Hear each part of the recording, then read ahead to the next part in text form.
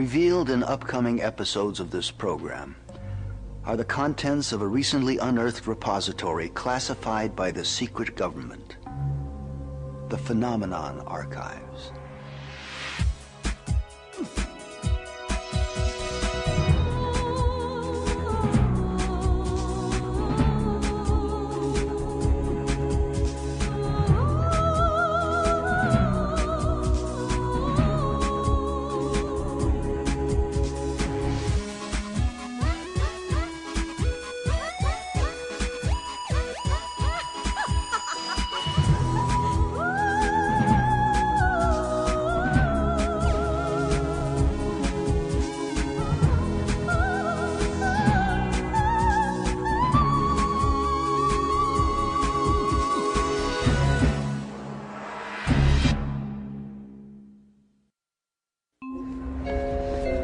Is there a secret history of the United States intentionally hidden by the mainstream media?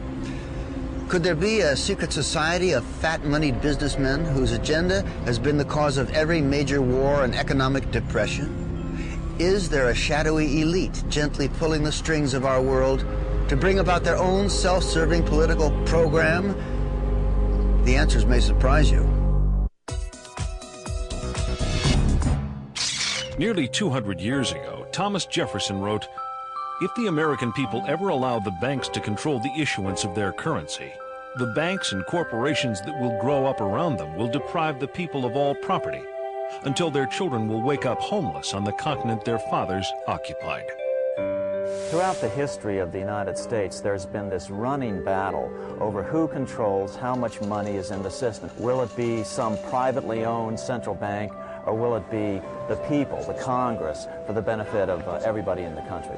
Everything evolves around the Federal Reserve, a private bank that was given a monopoly on the creation of paper money. Every $100 bill which the Federal Reserve System prints and is sold to the United States at full face value represents a $100 loan. Even though the government pays for it, they still pay interest. 100 years after Jefferson, Abraham Lincoln pondered these same issues. The government should create, issue, and circulate all the currency, he said. Creating and issuing money is the supreme prerogative of government. Adopting these principles will save the taxpayers immense sums of interest, and money will cease to be the master and become the servant of humanity. What do the fears expressed by Jefferson and Lincoln and modern-day economists have to do with what President George Bush called the New World Order? It's a conspiracy. What else can you call it? It's a conspiracy against the people of the United States and of the Western world. Just when you think you're ahead of the game, someone changes the rules. This week, we'll visit the scene of a crime so huge that most of you will not believe it to be real, and so perfect that even today, 86 years after the fact, few realize that the crime even took place. The creation of the Federal Reserve System was about more than just money. Some refer to it as the secret birth of a criminal conspiracy to rob the American middle class of its hard-earned wealth. Others believe it to be part of an attempt to bring the world under the control of a shadowy international elite that calls itself the New World Order. And through it all, we have wars, assassinations, and Martians. In fact, if it weren't for the Martians, you might have heard about this mother of all conspiracies a long time ago. We know now, within the early years of the 20th century, this world was being watched closely by intelligences greater than man's. On October 30th, 1938, the Mercury Radio Network interrupts the music of Ramon Raquello and his orchestra from the Park Plaza Hotel of New York City for a special news bulletin. The infamous War of the Worlds broadcast begins with its terrifyingly real description of an invasion from Mars. And before the night is out, 1 million people will run panicked into the streets. I'm extremely surprised to learn that a story which has become familiar to children through the medium of comic strips And, After what has been a closely guarded secret for nearly 50 years, Orson Welles' original broadcast turns out to be no mere show business stunt. should have had such an immediate and profound effect upon radio listeners. But instead was a complex psychological warfare test conducted by C.D. Jackson for the Rockefeller Foundation. When the results are compiled nearly 2 years later, they are released to an elite whose names most men will not speak of over a whisper. Among them groups like the Bilderbergers, Trilateral Commission, CFR, and the Federal Reserve. C.D. Jackson was the equivalent of being the head of the National Security Council in the White House under Eisenhower. He was the chief of psychological warfare. The breakthrough discovery that the War of the Worlds broadcast was actually a psychological warfare test is key to understanding why experts believe that the Federal Reserve, the Bilderbergers, and other closed exclusive elite groups are pulling the strings that control our societies. Well, it's a fraternity. They have a common objective, and this common objective is to maintain control. America grew so rapidly and became wealthy so quickly that really we've always been the thorn in the side of this New World Order crowd. They've just never been able to get us completely under their control. So America is the target, and once they finally get us subdued, the rest of the world would fall very quickly. Moguls like the late J.P. Morgan, a man so excessively wealthy his likeness adorns the tycoon card in the board game Monopoly, are all safely cloaked behind their own carefully constructed versions of history. But are the private agenda of these select few woven permanently into the fabric of world economy? Are we simply the unwitting pawns in a game whose rules were written amidst the clandestine corridors of private social clubs 100 years ago or more? Hundreds of miles south of the banking capital of the world, New York City, just off the coast of Georgia, Jekyll Island provided a winter retreat to the rich and famous. This tiny ocean getaway was formerly owned by the monopoly man himself, international financier J.P. Morgan. Here, in a conclave intended to remain secret forever, 6 international bankers plan what is to become America's most powerful private institution, the Federal Reserve System.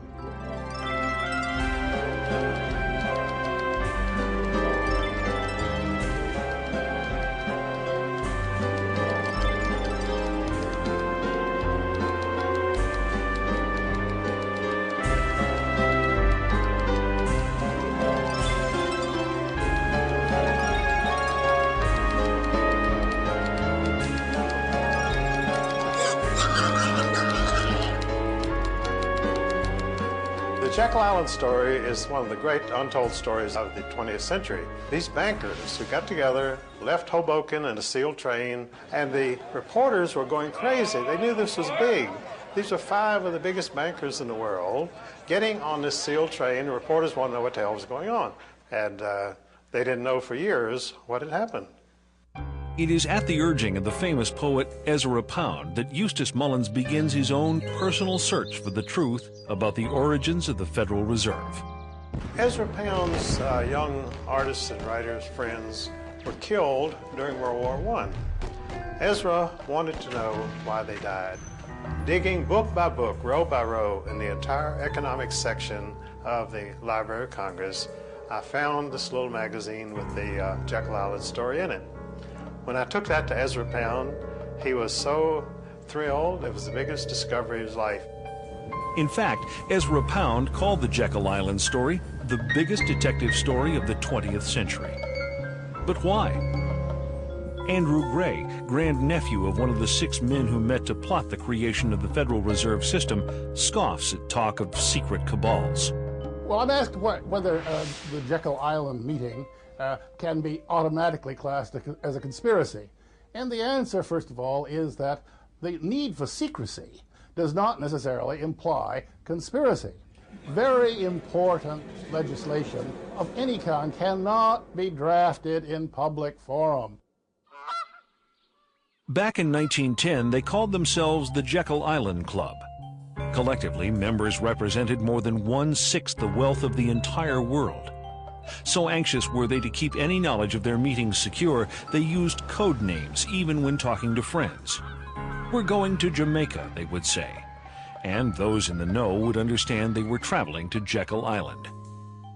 The immediate excuse was the money panic of 1907, which was engineered by Jacob Schiff and the Rockefellers to gain control of some corporations they were after.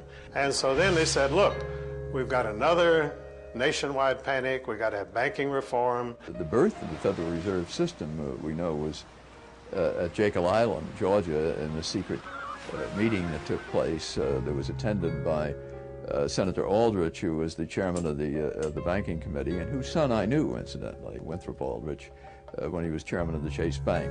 The Aldrich Bill, as it was initially called, received such violent opposition from Democrats and reformers like William Jennings Bryan that despite avid lobbying by the monopoly men, the bill quickly went down to defeat. Once the Aldrich Bill flopped, the bankers immediately moved to Plan B. It didn't work from trying to push it through with Republicans, so they tried to push it through with Democrats. We had, in 1912, a very popular president, a Republican named William Howard Taft. The bankers needed Woodrow Wilson to sign this act into law. He did not have much charisma. He had not a chance against William Howard Taft. Teddy Roosevelt. He was an explosion upon the political scene. Dynamic, outspoken, warm, colorful, exciting, inspiring. And under the surface was a man of ideals. You could say that J.P. Morgan really owned Theodore Roosevelt. You see, his right-hand man, vice president of his bank in New York, George Perkins, lived at the White House. He was the liaison man with the president. And so they drug Theodore Roosevelt out of obscure retirement. Roosevelt formed the Bull Moose Party and split the Republican Party and elected Woodrow Wilson. That's the only way they could do it. Woodrow Wilson, immediately after his inauguration, called a special session of the Congress to do away with the protective tariff, which had been the thing that had built this country. The second thing that happened was that the income tax came in. And the final thing was the creation of the Federal Reserve, which took place in December, around the Christmas holidays in 1913, that put the cap on this whole revolution. Most of the senators had gone home for the Christmas holidays. We call that in legislative circles having the skids greased. And the skids were greased and they just slid it right on through. Without much fanfare, the president signed it. It became law of the land. One of the major opponents during the Federal Reserve Act battle was Representative Charles Lindbergh from Minnesota, who, interestingly enough, was the father of aviator Lucky Lindbergh, the first guy to cross the Atlantic Ocean solo. And Lindbergh fought them tooth and nail and referred to the Federal Reserve Act as the worst legislative crime ever perpetrated in the history of the United States. And that may indeed well be true. By 1916, even President Wilson was worried.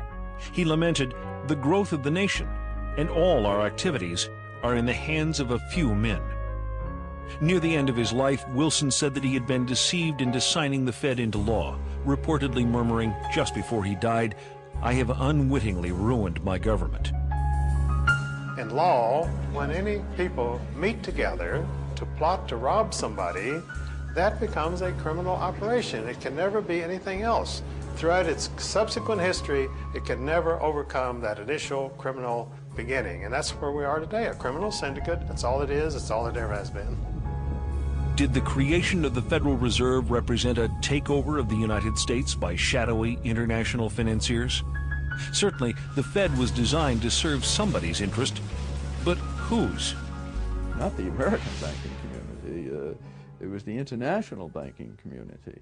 The Morgans were an international family. The fortune had first been made in England, but they were allied with the Rothschilds and others in England, and one of their agents drafted the script for the Federal Reserve. The Rothschild family is one of the wealthiest families the world has ever known. By the early 1800s, they established themselves as the most important bankers in all Europe. By the end of the 19th century, they're said to control half the wealth of the world. As Rothschild biographer Derek Wilson explains, Rothschild critics have justification for their anxiety. The House of Rothschild is immensely more powerful than any financial empire that has ever preceded it, and it's able to control governments behind the scenes, secretly. Economic power, political power go hand in hand, and it's like Mayer Rothschild of the Rothschild banking family in Germany said, "Give me control of a nation's monetary system, and I care not who writes their laws." Nathan Rothschild in 1820 might have had more right to say that than any of his successors. The statement is more or less absurd. The Federal Reserve does not control the money supply. The Federal Reserve influences the money supply. To say that the Federal Reserve only influences the money supply is like saying a robber with a gun to your head is only influencing you to give him his money. And of course, if you give him your money, you may be spared your life, but here again, you don't have your money anymore. There has been, in the last 30 or 40 years, a much greater international flavor to the activities of the Fed because the banking system has become global. And you could no longer regulate the U.S. money supply by simply via the domestic Federal Reserve banks. The Federal Reserve controls the very heart of what's happening with money, because money answers everything. It's the one thing that everybody wants. And when you give a private institution a monopoly on the creation of this money, you vest total control in that institution. If you have the money, you can get any law passed you want. So who do you care whether Bill Clinton is president or who is senator from New Jersey? It doesn't make any difference because you write a check and you get another senator. One of the stickiest questions in this debate is this: just who owns the Federal Reserve? The City of London set the whole thing up. The Federal Reserve Bank of New York is principally owned by 5 merchant banks in London, chartered by the Bank of England. Perhaps England, which many have considered a political satellite of the United States in recent years, is really the one pulling the strings of international policy. It's not a matter of who owns the Fed, it's who controls it. The government has given the banks a monopoly, and then you see the Justice Department doing nothing about the bank mergers. A monopoly can only exist with government assistance, and they've given great assistance to the banking monopoly.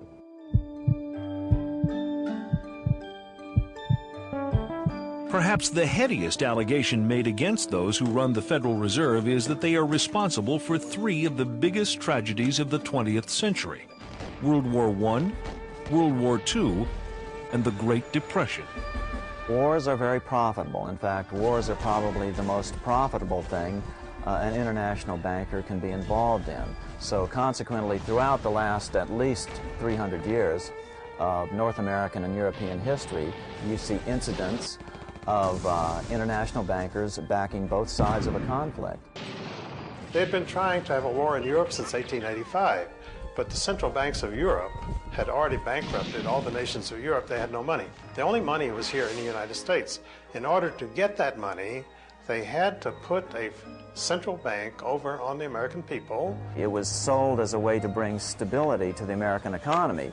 Well, what happens just a little over a decade after the passage of the Fed? We see the biggest depression of this century in any case. For the 16 months prior to the crash of '29, the Federal Reserve increased the money supply by 62%. Now, what was happening back then? Much like it's happening today. People were buying and selling, pledging and borrowing, thinking the good times would never end.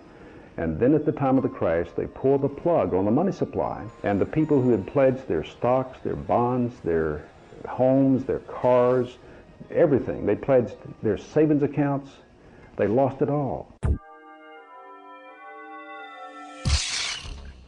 Selling guns to one adversary while making loans to another is a common way these boys make their profits during war. And when profits begin sagging, people like Jacob Schiff, Max Warburg, and J.P. Morgan knew how to build them up again.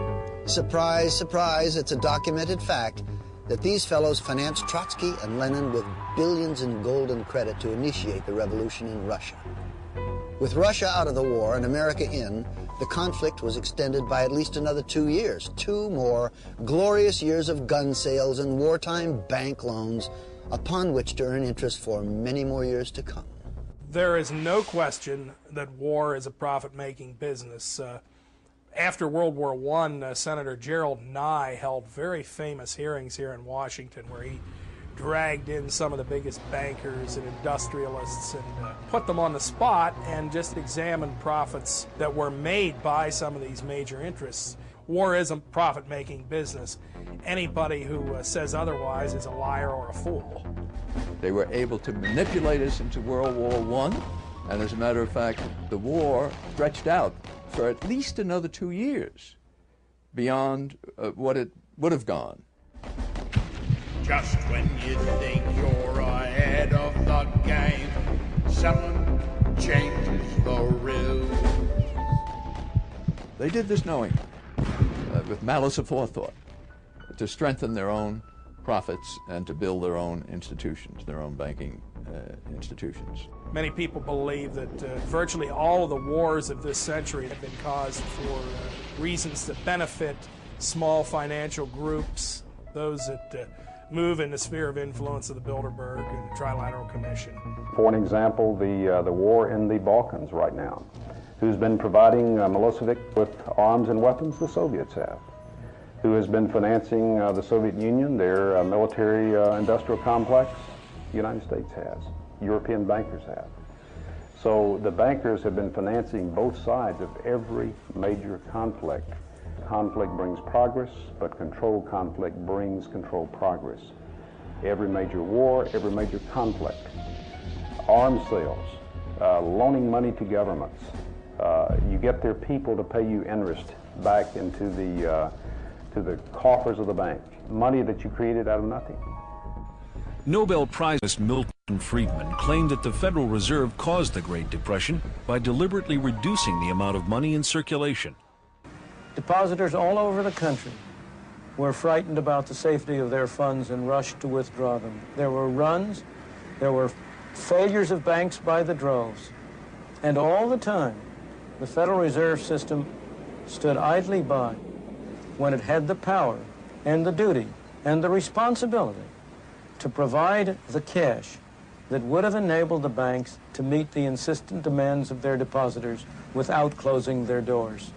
Congressman Louis McFadden, chairman of the House Banking Committee during the crash, agreed, saying, "The Great Depression was a carefully contrived occurrence by international bankers seeking to bring about a condition of despair so that they might emerge as the rulers of us all."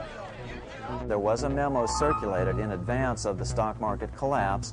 All the big guys, or the insiders, let's say, got out of the stock market during that 4-year period. They all got out. They were cash heavy when the market crashed. They were able to buy up major corporations for pennies on the dollar.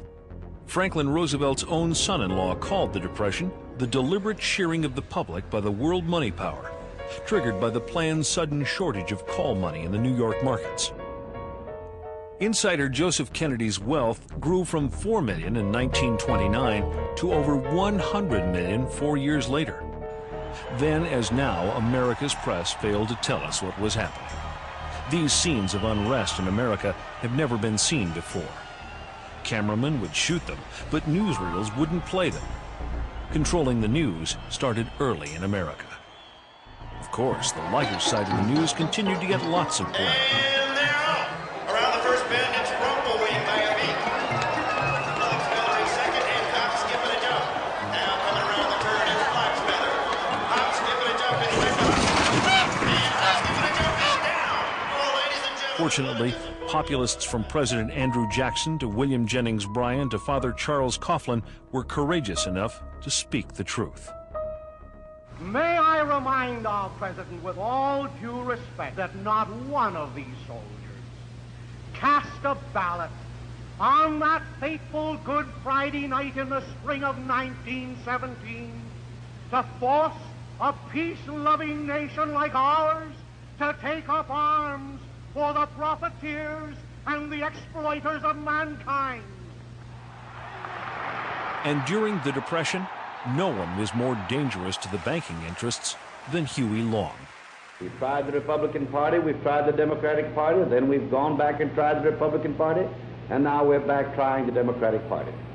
And unfortunately, whenever we get into power with either one of these parties, we find that the one crying need of our people, the redistribution of wealth, so that none will be too poor and none will be too rich, is always neglected by the party that is in power. How many men ever went to a barbecue and would let one man take off the table what's intended for 9/10 of the people to eat? The only way you'll ever be able to feed the balance of the people is to make that man come back and bring back some of that grub he ain't got no business with. But assassination as a tool of political policy was nothing new to this crowd.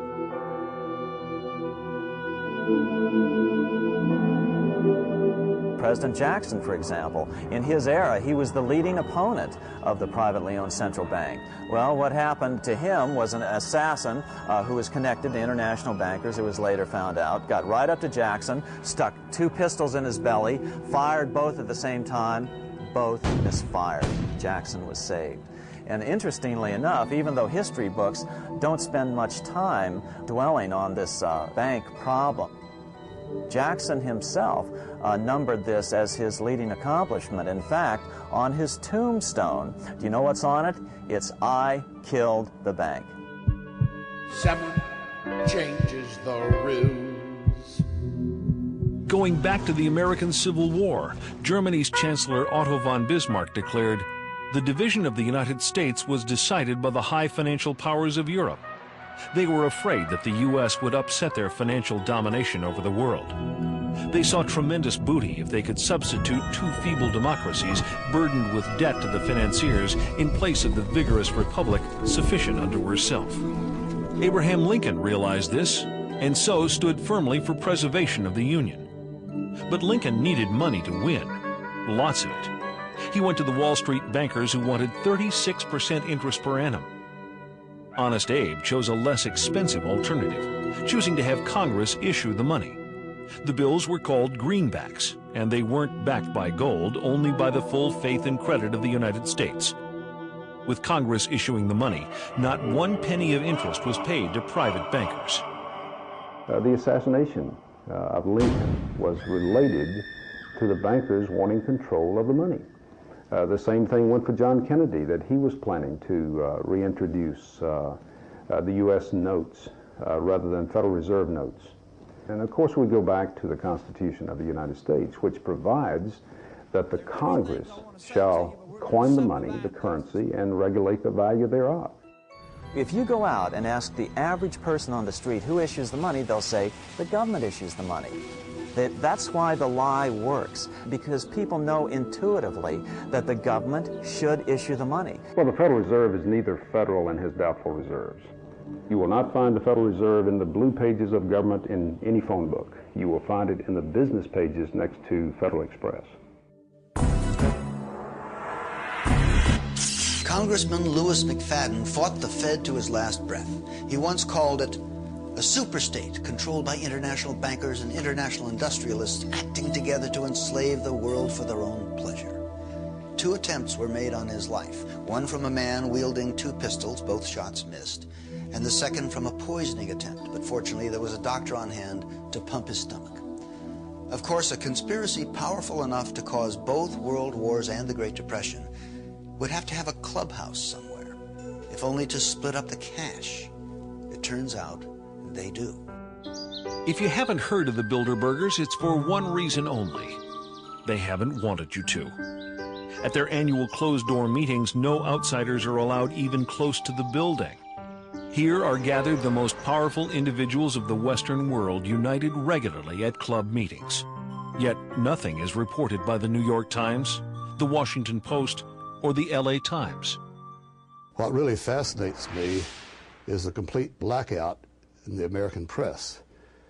For more than 20 years, I've gone down to the press club every day. I check the wires in their library, mingle with other paper boys, and I asked them the question many times, why, when if 120 film stars or 120 NFL football players met behind locked and guarded doors at a remote location for 3 days, you'd try very hard to penetrate and find out what those movie stars or football players are doing. Well, I have no curiosity at all when 120 of the world's most powerful financial leaders and political leaders meet for 3 days at a remote location behind armed guards in a complete blackout. Well, I have no curiosity. Actually, quite a bit of security, but it's discreet. So what would happen if someone tried to sneak through the trees back there? I don't know. I wouldn't want to try it. What we do hear coming out of those meetings is incredible about the plans of the New World Order to consolidate power. Political power and economic power coming together at the highest level. But what I call the lapdog media, the control media in this country, you would think that they would be going to court, crying freedom of information, open meetings, sunshine law, and all of these things, but the silence is deafening.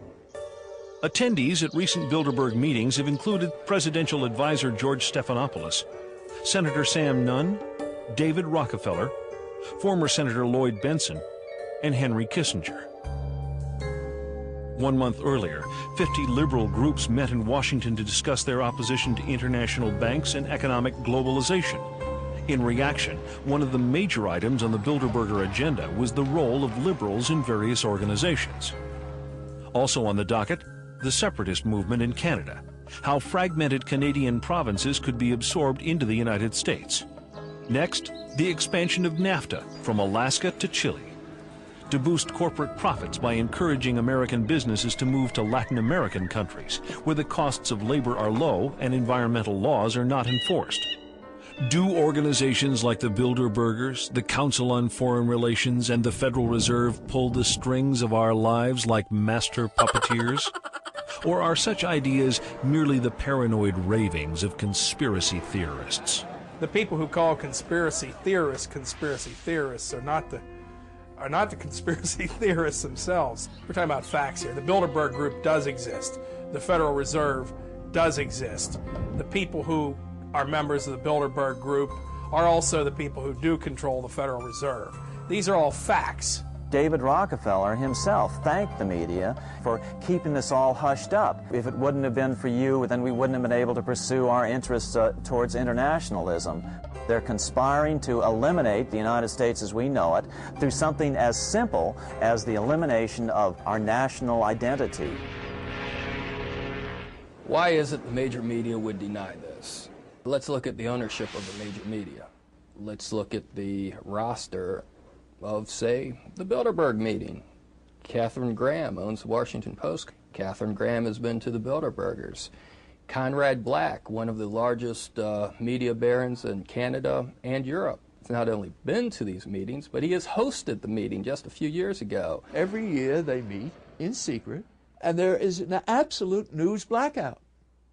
There is never anything reported in any of those papers.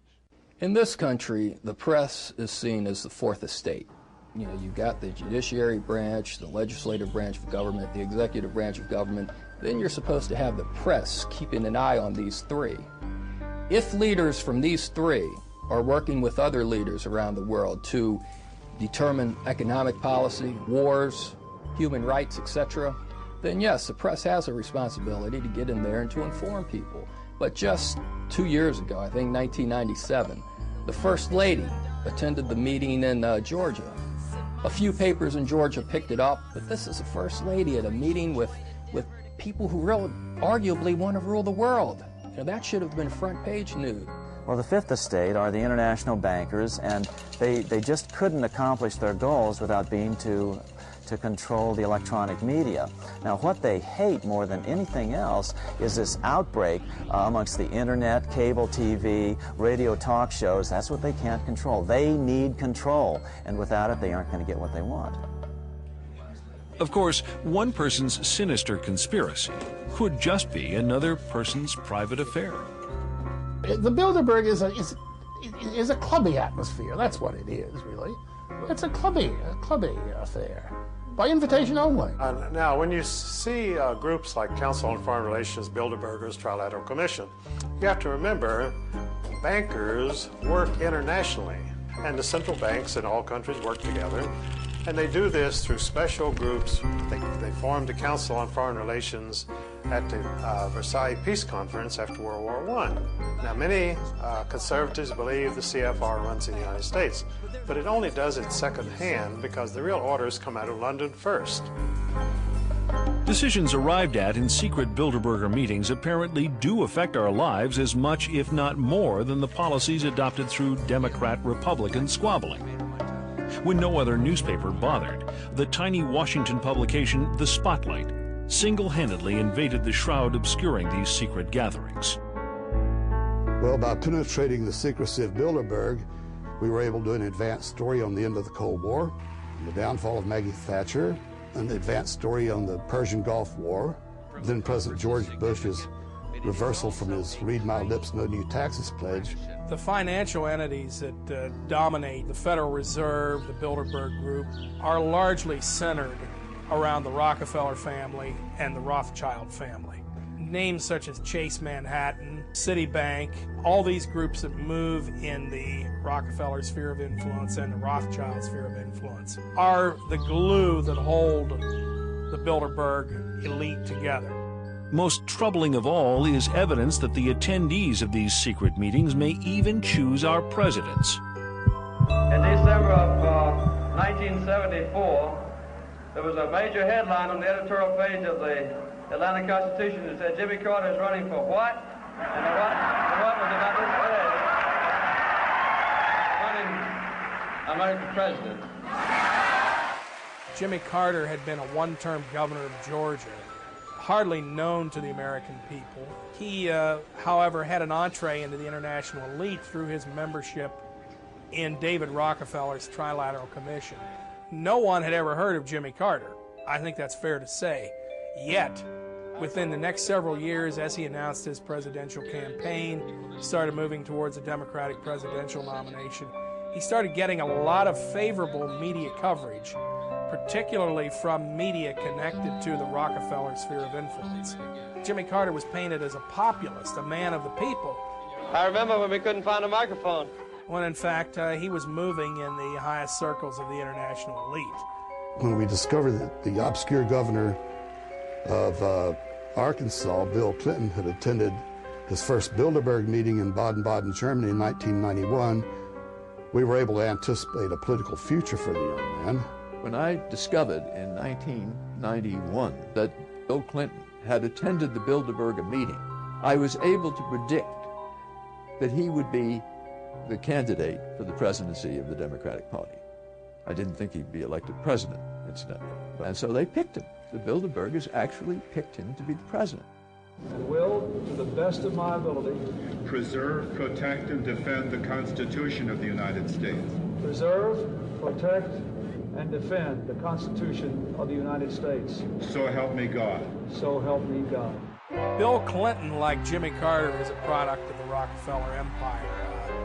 Bill Clinton has a few up on Jimmy Carter, though. Not only was Clinton a member of the Trilateral Commission, but he was also invited to become a member of the Council on Foreign Relations. He had the imprimatur of the Rockefeller and Rothschild families. Well, you know, I grew up like everybody, every other kid in the United States, thinking, President of the United States, most powerful man in the world. But it's just not the case. You know, even Bill Clinton has admitted that he is only a virtual president anymore. That was in a speech in September of 1998. Just when you think the economy's stable, just when you think you're made in the shade, someone changes the rule. Is there a conspiracy?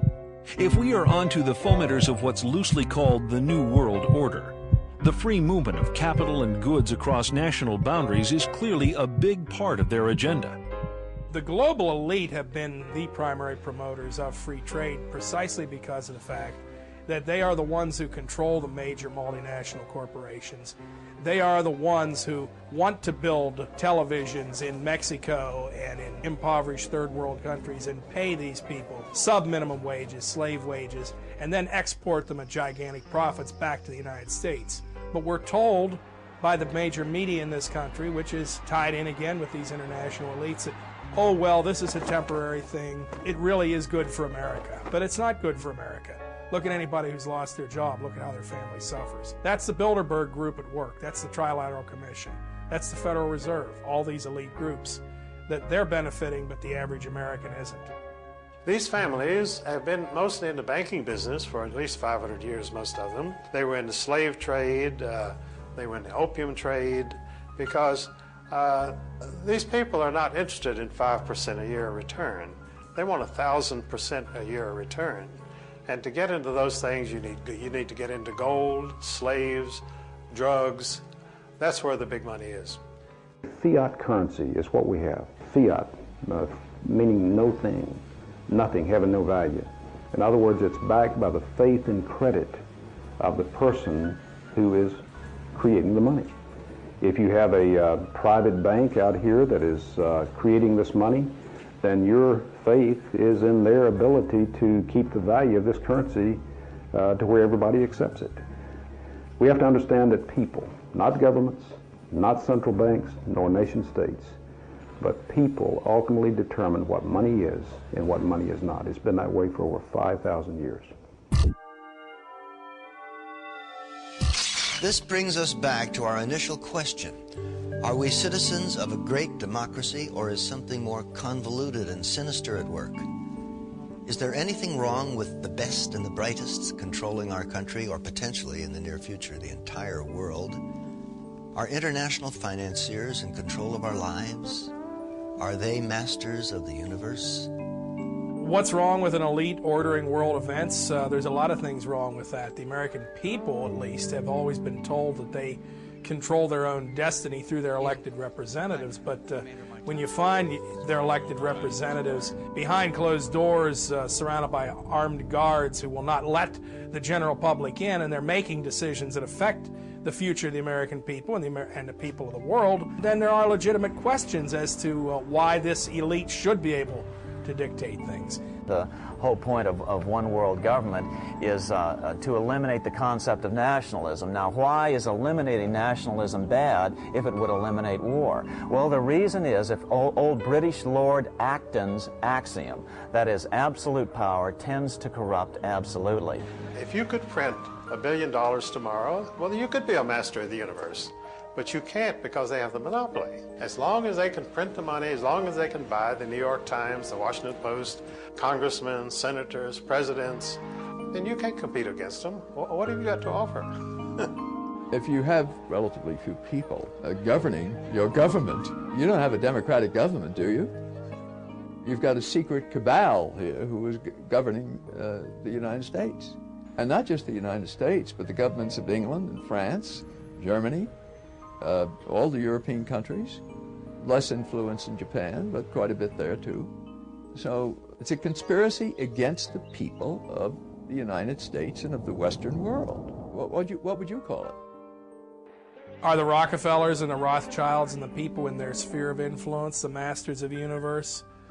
Let's put it this way, they want to be the masters of the universe, but there are a lot of people who don't want them to be. They create money out of nothing. What a scam. They have so much money, they don't care about money. All they care about is power.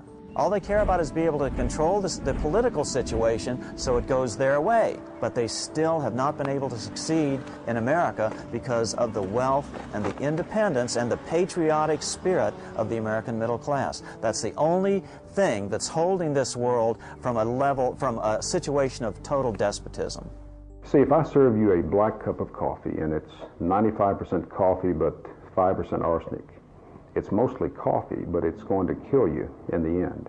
What we've been doing is we've been getting a truth-error mixture of events going on around the world. Enough truth to make it seem plausible, but enough error to get you off course. A lot of it has to do with our educational systems, where we've been dumbing our kids down.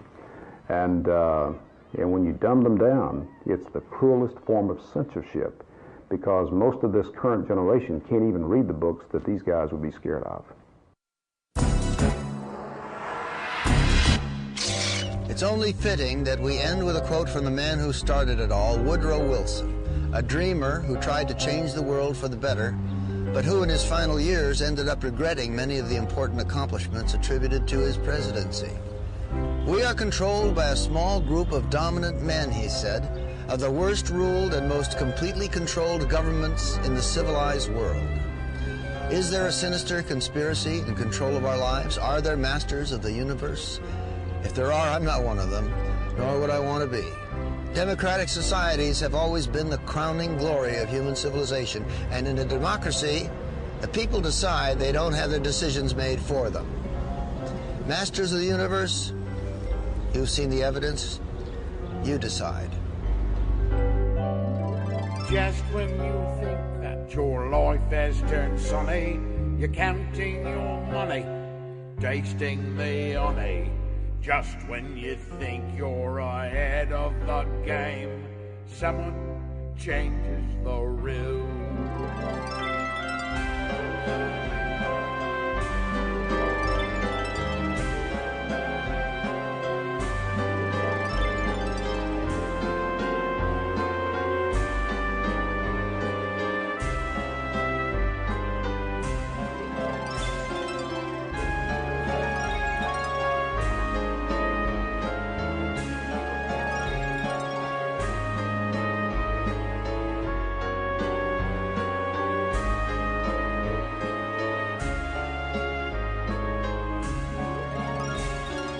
Just when you think the economy's stable, the interest is low, inflation is slow.